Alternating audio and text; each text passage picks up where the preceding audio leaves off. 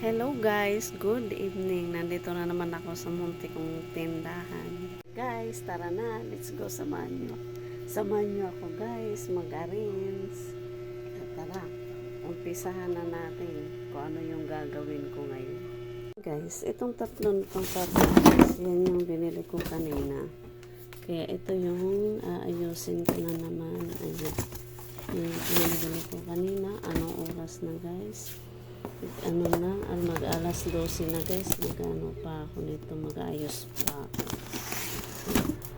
Pero yan yung may mga ano, puro ito may mga laman. Yan, ayusin ko yun. Ito. Yan yung binili ko kanina. Guys, yung mga sardinas, dito ko siya, ililipat ko na naman siya dito kasi galing yun siya dito. Kaya sabi nga ng isa na asawa ko, nakailang beses na daw ako palipat-lipat daw kung saan na daw, saan ko daw ilalagay. Kasi hindi na kasi siya makasya guys, kasi yung dulo, ayan o. Hindi na kasi siya makikita kung ano-ano na lang, ayan. Hindi siya masyado na-arrange. Kaya gusto ko siya ilipat ko. Tapos pag-iisahin ko na lang siya lahat. Ayan guys. Let's go!